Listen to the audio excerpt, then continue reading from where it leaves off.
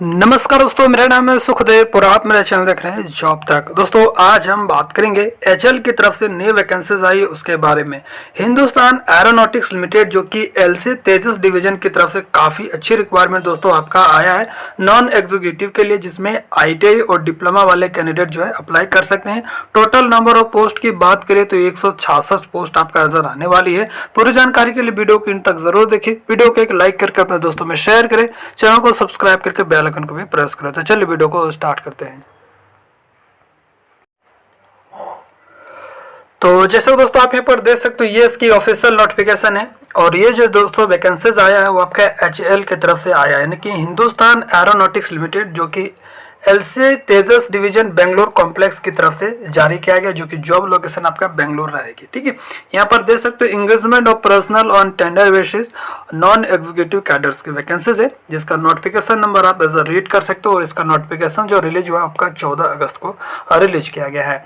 HL दोस्तों भारत का एक Navratna central public sector under the is है प्रीमियर एरोनॉटिक्स इंडस्ट्री और साउथ एशिया की सबसे बड़ी कंपनी में से एक है और यह मिनिस्ट्री ऑफ डिफेंस के अंतर्गत आता है और ऑल ओवर इंडिया में इसके 20 प्रोडक्शन यूनिट्स है, डिविजन्स है और 10 आपका रिसर्च एंड डेवलपमेंट यानी कि R&D का सेंटर्स है। ठीक है, ये काफ़ी अच्छा ऑर्गेनाइजेशन है और इसमें लगातार वैकेंसीज आ रही है और भी बहुत सारे वैकेंसीज आपका अपकमिंग भी देखने को मिलेगी। अभी जो वैकेंसी दोस्तों आपका आया है एचएल एलसी तेजस डिवीजन की तरफ से, ठीक है, जिसका फाइनल असेंबली होना है। इसमें बहुत सारी मैन पावर की जरूरत है, जिसके अनुसार से ये वैकेंसीज आपका आया है और इसमें काफी ज्यादा मात्रा में वैकेंसीज है। टोटल नंबर ऑफ पोस्ट की बात करें तो 166 प्लस आपका पोस्ट आपका रहने वाली है। सभी पोस्ट के बारे में अपन डिटेल्स बात करेंगे, तो बिना स्किप के वीडियो को आपको एंड तक जरूर देखना है। तो चलिए बात करते हैं।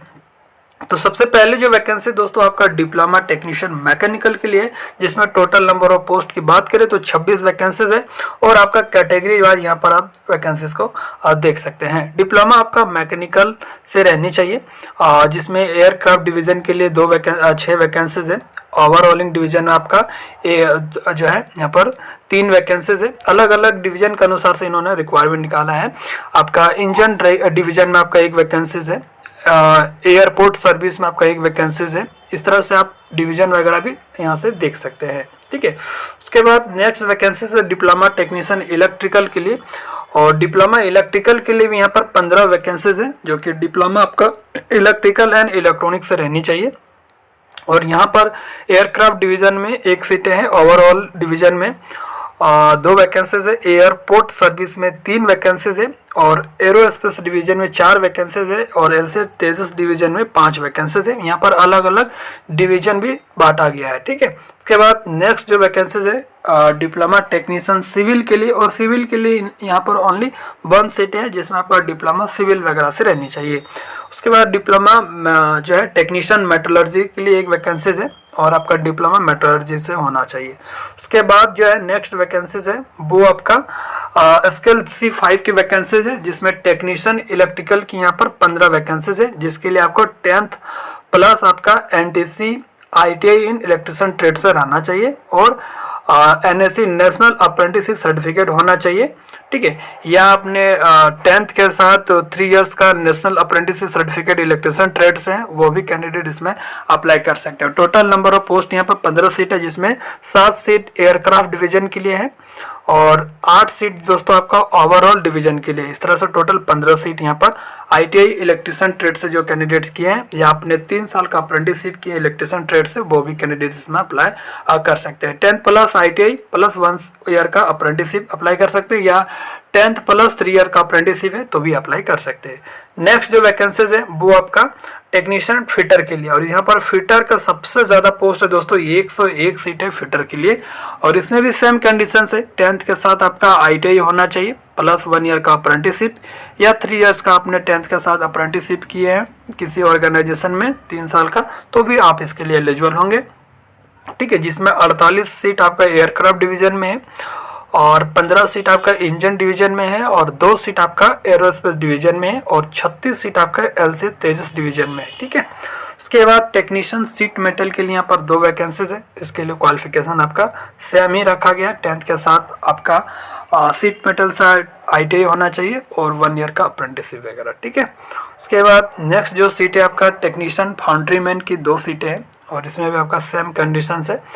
और टेक्नीशियन वेल्डर के लिए यहाँ पर 1 सीटें हैं और टेक्नीशियन मशीनिस्ट के लिए 1 सीट है और टेक्नीशियन इलेक्ट्रो प्लेटर के लिए यहाँ पर 1 सीट दिया गया है, ठीक है।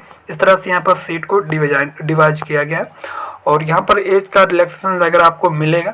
ऐसा है यहाँ पर जो भी कैटेगरीज वाइज जो है वो वहाँ पर देख सकते हैं। बट OBC वगैरह आपको 1 ईयर का अंदर होना चाहिए और EWS बनाते हैं तो वो आपका 6 मंथ से ज़्यादा पुराना नहीं होना चाहिए। तो ये सर्टिफिकेट वगैरह जो भी है आपका नया होना चाहिए, यानी कि 1 साल से ज़्यादा OBC नहीं होना चाहिए और EWS सर्टिफिकेट जो होता है वो 6 मंथ से ज़्यादा नहीं होना चाहिए, ठीक है।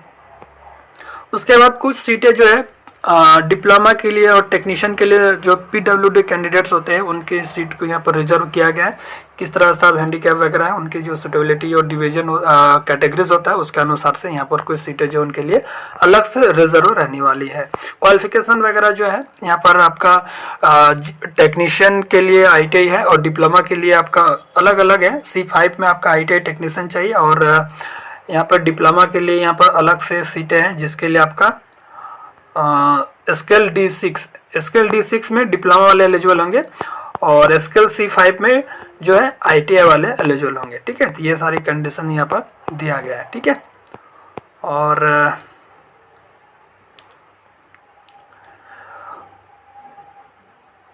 देखिए यहाँ पर ब्रांच से रिलेटेड यहाँ पर एक चीज़ दिया गया है जिससे आप अगर डिप्लोमा मैकेनिकल से अप्लाई करते हैं तो मैकेनिकल के अंतर्गत भी जो ब्रांचेस होता है production, automobile, CAD, CM, machine tool technology, welder and sheet metal instrumentation, heat power technology are not eligible to apply. Sorry, यहाँ पर जो रिलेवेंट होता है वो इसमें अप्लाई नहीं कर पाएंगे। जैसे मैकेनिकल आपने किया है तो मैकेनिकल से रहना चाहिए, तो मैकेनिकल के इक्विवेलेंट ब्रांचेस इसमें अप्लाई नहीं कर पाएंगे। तो ये चीज़ यहाँ पर उन्होंने मेंशन दे दिया क्लियरली, ठीक है। तो ये चीज़ आपको ध्यान देना है।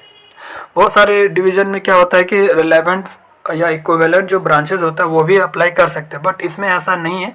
तो जिस फील्ड से एक्सपीरियंस जो क्वालिफिकेशन मांगा है वो आपका प्रॉपर होना चाहिए। जैसे डिप्लोमा मैकेनिकल मांगा है तो आपको मैकेनिकल से रहनी चाहिए। तो इस तरह से यहाँ पर उन्होंने पहले ही नोटिफिकेशन में मेंशन दे रखा है, ठीक है। तो ये चीज़ को आपको क्लियर होना चाहिए।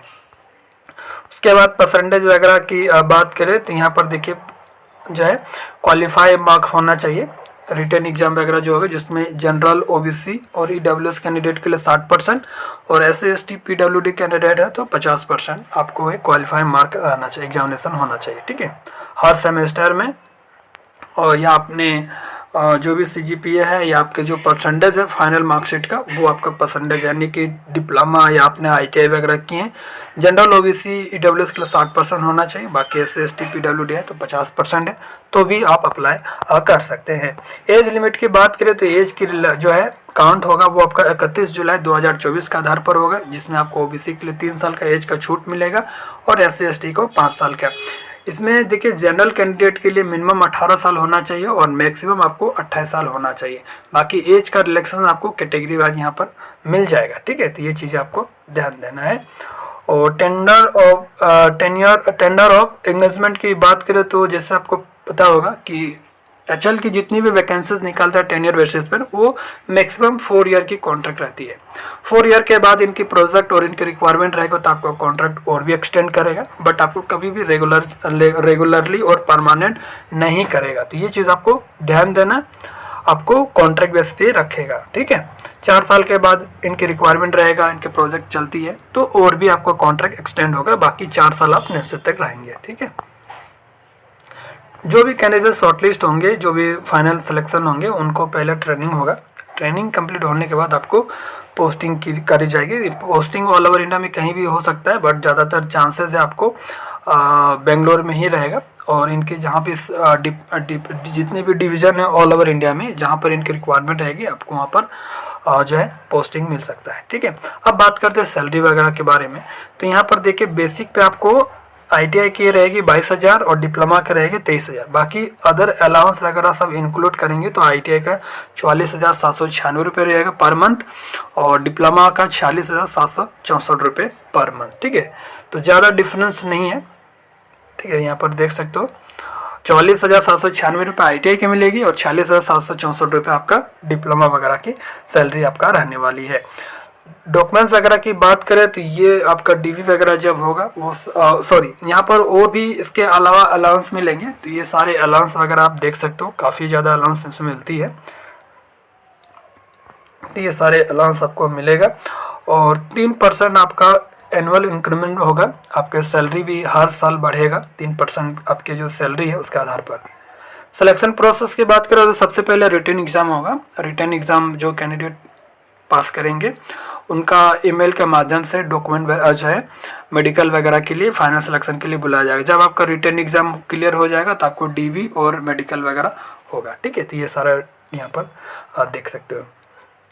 एग्ज़ाम जो होगा दोस्तों 2.5 घंटे के होगा, जिसमें 3 पार्ट में एग्ज़ाम होगा। पार्ट 1 में आपको दोस्तों 20 क्वेश्चन रहेगा जनरल अवेयरनेस से, पार्ट 2 में आपका 40 क्वेश्चन रहेगा इंग्लिश और रीजनिंग से, और पार्ट 3 में आपका जो रहेगा 100 क्वेश्चन रहेगा, ठीक है। तो ये सारी चीज़ें यहाँ पर देख सकते हो।